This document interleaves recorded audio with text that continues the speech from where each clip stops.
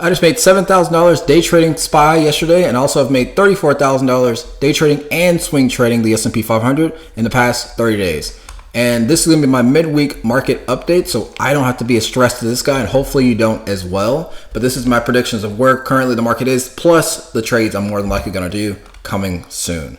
So overall, this is basically where we are. Today's about to be Wednesday by the time you see this video, but Monday we had the open here. Tuesday we had the open over here, and it's been, at the past 2 days anyway, on a quote-unquote uptrend. The problem at the moment is that potentially short term, for instance, the next couple of days or so, we may be in more of a downward trend, and let me explain why. So if we go back over in this specific area, of course, a couple months ago at this point, of course we'll see that trend that we were going on those lower lows, lower high here, low, low, and then we had the lower low here, a lower low here. We had the high here, of course, followed by a lower high here. So that trend was going down, but thankfully it never did continue that. We did have that red candle here, but of course it broke out there. The reason this is important is because from this data perspective, you would think, great, we got the new higher high in this specific spot, and we have a higher, don't know about that in reverse, a higher low here because this is higher than the guy down there, right?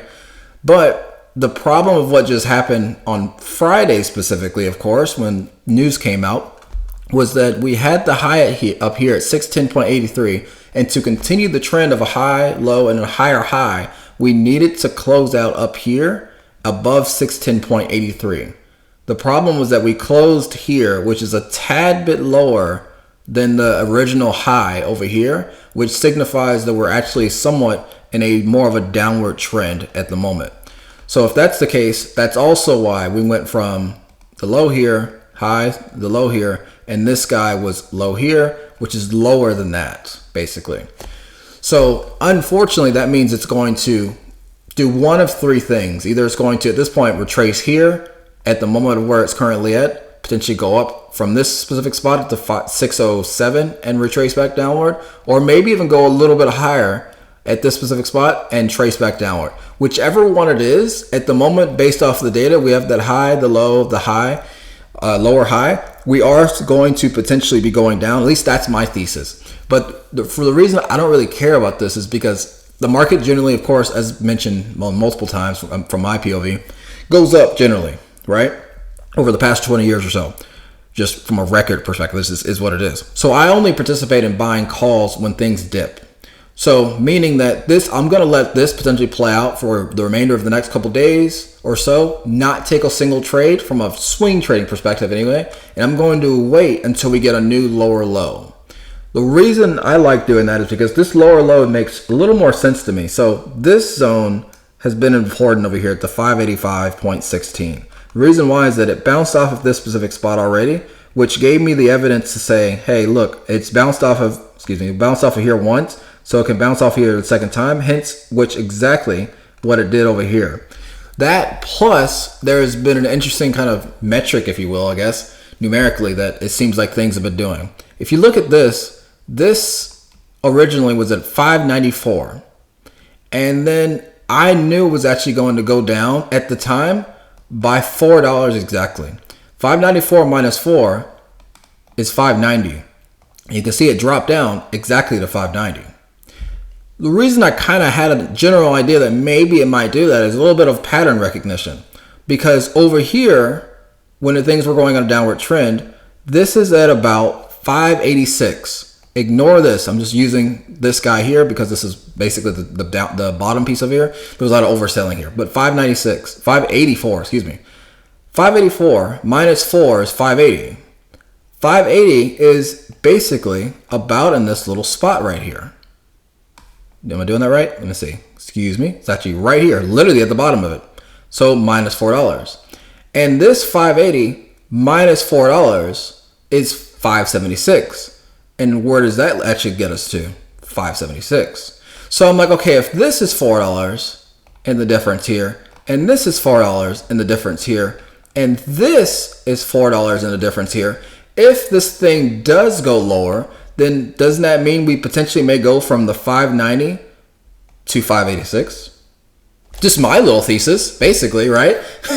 So if it does get to 586 and shows proof that it would potentially bounce whenever and if it does get to that, for me, that's the opportunity to take a potential option call if that does get to that point, of course, from a dip perspective anyway. That's the next trade I'm looking for. I already took this trade once it bounced off of here that I'll talk about in an upcoming video and made $7,000 as a result.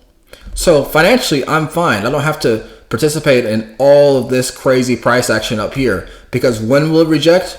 I don't know. But everybody and their grandma can see that this is at the highest point of all time. So when things like that happen, either it can shoot up for a win or it can shoot down for a massive win. Or I get in one of them and it goes the wrong way and I screw up, right? Like if we look at something over here, this was the initial zone over in this specific spot here, right? Based off of this candle essentially right here. But if you took calls on the breakout of this, you're screwed. It failed. But then if you took, let's just say, I don't know, puts right here because of this spot, then it reversed back on you pretty somewhat recently, like literally the next day, and it would fail.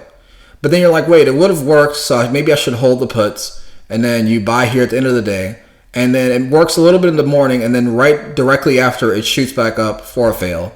And it's like, I don't like, personally, participating in those higher high areas where it's at all-time high. I'd much rather wait back, make the money when it doesn't do a dip, etc.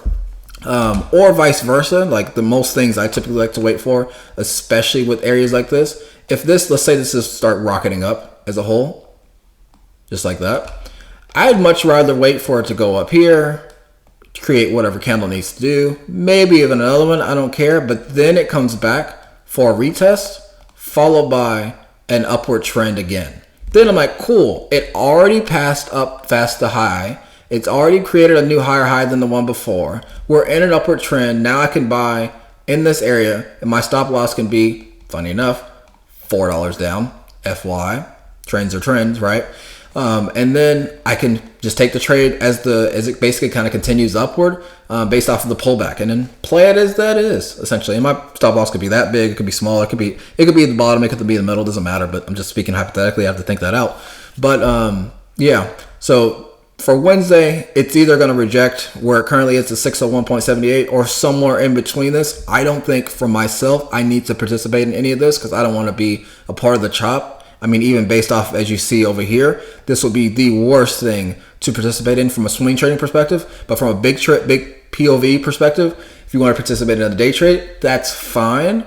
I might do something, but if I do, it's going to be a lower number of contracts, and the expiration may be longer, just as an example, so I don't screw myself up and make a losing trade. Something like 30 days of expiration contract, maybe even 60. Like, I don't really care, right? And it won't move that much, but I'll make something, and if it goes against me, perfectly fine. I basically lost nothing. So that's the way I like to play with the expirations, essentially. So we're going into, in my opinion, 601 is essentially risky, almost unknown territory, because who knows? I'd much rather wait for that $4 move somewhere down here or somewhere in here. It doesn't even have to get necessarily $4, essentially. It can get to 588, I don't care. As long as it shows a rejection back to the upside, I'd rather take that. But anyway, going to the 1 hour chart of where we currently are with these past 2 days here, it's been on a higher high kind of POV again, right? This 590 was that low here. And then you can see even when things were getting wicky at the 596, it's still very progressively went from low to a high here, followed by a lower high and then a lower high. And it's kind of on that really slopey straight uptrend, which has been great. And that's one of the reasons I entered that call for the 7K profit. Now, the somewhat issue we had is that, as you can see from the same day at 601, from a price perspective, it got up to here and it rejected. And then it got up to it again and then it rejected. Only a little bit. And it's a very important zone, as you can see, because it's gone up over here to be created, came around, played around with it a little bit, and then it started to go up, came back into it, and then it bounced up in it.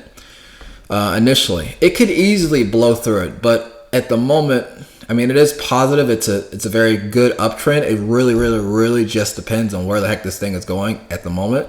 In my opinion, based off of these two candles, it does maybe seem like it might be more bearish towards the downside. I wouldn't necessarily be surprised if it does open up by the time you're seeing this video at maybe the 600 or 598 level. I don't think that's enough justification to say take the put, even though, I mean, technically we could, right? Maybe this is the new lower, like this is the high, this is the low, and then maybe this is the potential lower high, which is perfectly fine. It makes sense. But again, what if it's not? And what if, since the market only goes up from a call perspective, you're trapped and you make a losing trade? So again, the small tidbit, even if, as an example, by the way, if the market's going down, in my opinion, like this, and this is 6 months, as crazy as it sounds, I'm only doing calls. It could be going down for 3 years. I'm still only doing the call here to the call here, the call here to the call here, the call here to the call here. Because for one, I doubt it'll happen for 3 years. But two, if in the past it generally does go up, all it takes is that one time for you to buy this put. And I know you've done it before. And you're like, okay, it's finally going to go down because it's in the trend. And then before you know it, it just shoots up. It's happened to me numerous times, and I don't like it. I'd imagine you don't like it. And when I had issues with being successful as a trader, that was one of the reasons I had the issues with trading. It's being call bias and also put bias, which created the aspect of, okay, I got to find the entry on the calls, but also find the entry on the puts, which created trading a lot versus trading a little, versus using a lot of money to trade a little bit versus using a lot of money to trade a lot of bit. I don't want to do the latter. I want the easier bit. But at the moment, we are in an uptrend for the next 2 days. It does look like at some point between 610 and 601 over here, it does look like it wants to do somewhat of a pullback. I'm waiting, sitting on hands for that to basically pull back somewhere down here if that is the case. Or if it does come up here to all-time highs, I want that pullback into it and then a retracement back to the upside for that potential call. And tomorrow, if something does play, let me erase this. The only way I may do a call is if this zone as a whole is completely ignored and we continue this on the 1 hour chart anyway. The low, higher low, higher low, higher low, higher low, and then it does something up here to create a higher low, then maybe I'll enter a call just based off of that, and a stop loss at 601, and then take profit over here at the 607. I could see myself maybe doing that because that would essentially be saying this zone is ignored, and the chart stock market as a whole doesn't care about the zone. So the only next stopping point is here. I could maybe see myself doing that, but I need for sure this steep trend to continue versus kind of a day like this. I couldn't do it if it was like a choppy day like this. I definitely need the higher low on the 1 hour chart for me to feel confident with that, something like that essentially. Because again, I don't want myself to do this and then the next day it gapped up, but then the next day I guess it kind of moved up. Therefore to do that, and the next day it pulls back, and then the next day it's up. I don't want to deal with that, right? That's why, like over here, when I made, what was it, 4K, something like that, I bought and sold it and just was done, right? Because I had the assumption that it was going to be choppy over all in here, which is fine because money is money, green's green, so it's cool. But yeah, that's essentially my plan for the most part. I may potentially take a call if that 1 hour chart does set up correctly.